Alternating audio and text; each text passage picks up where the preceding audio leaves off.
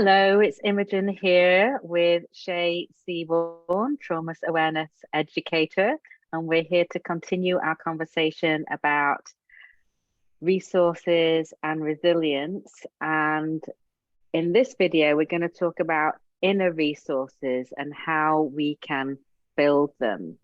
So welcome, Shay. Why don't we start with what are inner resources? What are we talking about?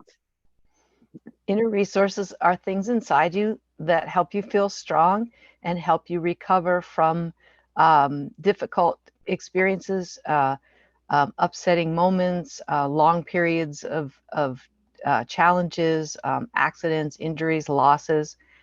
They can be memories of wonderful things, experiences, or people, constructive thoughts, regulating practices, understanding your neurobiology, and keeping a witness awareness. Ooh, say more about the witness awareness. What do you mean by that? That's a term I recently came upon for something I've experienced a lot, and to me it says it's very clear. When you can have an experience from the position of being a witness rather than being in the experience, it can give us more space for objective observation, as well as it can help relieve us of some of the distress. Yeah, I think I've sometimes called this like being in the observer role with Mhm, ourselves. mhm. Um, so it's you're being present. It's not like you've run away from whatever's going on, but you have a little bit of space and between you and the thing. I think you were mentioning a situation earlier where this kind of witness awareness or being in the observer role helped you. Yes, and I can't Yes. remember which one it was. I use it a lot. Hmm.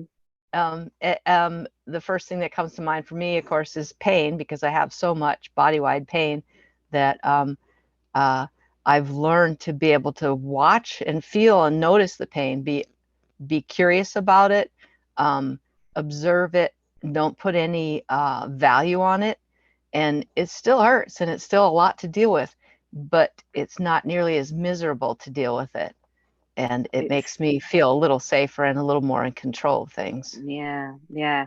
You also mentioned things like constructive thoughts and regulating practices, and they're obviously things that we teach in our Foundations of Regulation course. But I'm wondering if there are terms that maybe other people don't really know what we're talking about. So, Mm, probably so. Some people may use constructive thoughts without knowing that that's what they're doing. Some people use affirmations that way, although I have an issue with certain affirmations, and they can be quite different than constructive thoughts. They can yes. actually be harmful if they're not mindfully crafted. And that's one of the reasons I love the constructive thoughts we use in our classes. They're very carefully crafted to be the best, to have the best neurobiological impact. Right. So a constructive thought is really any thought that helps you um, feel a little bit more at ease, safe, um, more Regulated present, in your more window of regulated tolerance. in the Hmm. moment. And this is like tiny. We're not talking about Hmm. something that's going to, but when you can sprinkle these ways of thinking into your day, it can be super helpful. And yes, absolutely helps with resilience and is a resource you can pull on at any time that Hmm. that you remember, that you're able to remember. Um, yeah. Um, so I also have on my little notes that you mention mindfulness and self-compassion, and I think in some ways those those are part of what we just talked about: Hmm. constructive thinking, regulating practices, that observer role or witness awareness, that's very mindful, Yes. present. And it's compassionate to yourself. You're not judging and being harsh with yourself. Hmm. It's Yeah, and very, that's really important. Self-compassion, being non-judgmental and caring about yourself brings acceptance, and it activates the caregiving part of the brain, which of course is good for our well-being. Both of these practices can shift the brain's focus away from whatever's distressing us and the survival responses that we automatically go into, and allow more flexibility and coping and good judgment and resilience, in part because they help us reconnect with the prefrontal cortex, the part of the brain that can make good decisions. mm, yes, when we're dysregulated, that's when we have less access to that part of the brain, right? Mhm. And it can be really extreme or it can just be a little bit. It doesn't, you know, Right, it's not all or um, nothing. yeah. So the more that we can have that little sense of agency and even control, even just in the moment, Hmm. then that like then you have more access to be able to reason your way through Right. whatever is going on. And that reminds It, me of the neurobiology understanding that's important, that when we can vocalize what's going on, that causes our brain to secrete soothing chemicals that can help mm, us calm down and get back in touch with our mm, prefrontal cortex. So mhm, even understanding that when I say I'm feeling frustration right now, um, can change our neurobiology and help us get out of that state. Um, that's a really valuable tool. and that what you just did then is putting you in the witness awareness or the observer role Hmm.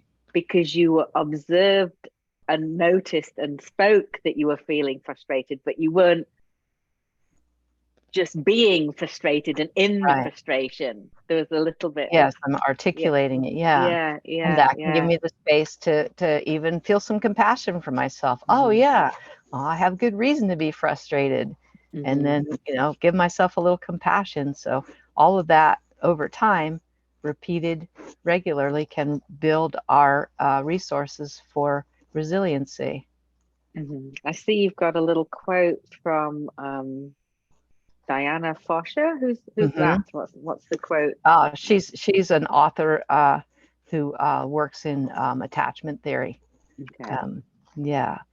She says the roots of resilience are to be found in the felt sense of being held in the mind and heart of an empathic, attuned, and self-possessed other. So we're talking about inner resources here. So that Hmm. can apply to yourself as well as others, I'm Right. guessing. Yeah.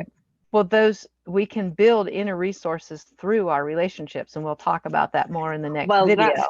yeah, and that's kind of how inner and outer resources aren't completely separate from one another, right? They fuel each other, Yes. but we can distinctly see how this is inner, and if you've not learned any of this stuff and don't know it, or and you don't haven't kind of created the memories, how are you going to be able to call on it if you haven't Hmm. practiced? We talked about how do you build them. Um, you have to practice, you have to learn Right. them, you have to become familiar with them, you have to do them with some regularity to be able to call on them in more difficult Right. times. That's how you build the neural pathways so that you can easily use them when you're not even able to do a whole lot else. Mhm. I wanted to mention too, savoring, because that's a Mm, wonderful inner resource that uh, probably a lot of people do intuitively. I have since I was a kid. Savoring is is mindfully taking in your experience. For me, it's always the beach, um, and taking in all the sensory aspects of that, the sounds, the sights, the smells, the feeling of the wind on your skin, the sun, every single detail that you can take in, and just focus on that and internalize the sense of all those things for about 20 to 30 seconds. That's all it takes. And then when you're having a difficult time, if you practice, you can pause and remember what it's like to be on that beach, and your body is going to feel like it's on that beach again, and that's going to give you that sense of calm and solidness from that place that's important to you. Yeah, I love this concept of savoring. And of course, most people know the word savoring in terms of food and taste.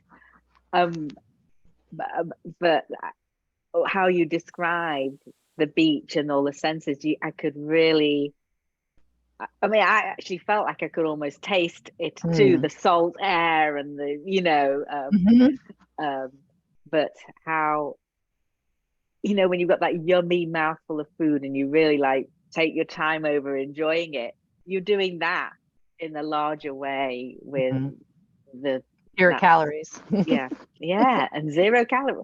Of course, you could savor something, I guess, a food and create that memory. It'd be a bit of a strange one, but why not if it's something that really. I know somebody who does that. They have whole meals memorized. Oh wow, wow. Anything else in terms of how we build these inner resources? Practice, practice, practice. Practice. Basically, you need to understand that we need these and what they are, and identify what you would like to have yours be, or what seems right to you, and then practice, practice, practice. Yeah, and I And should say that's exactly what we teach in our course is some of the practices and concepts and understandings that you can pull on as your own inner resources.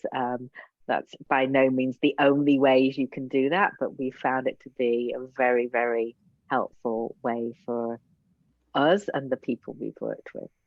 and you get the empathetic and attuned presence of others who Yeah, are similarly interested. so that's It's a leading really into outer resources, and valuable. that's what we're going to be talking about in the next video. So I'll see you soon for that, Shay. All right.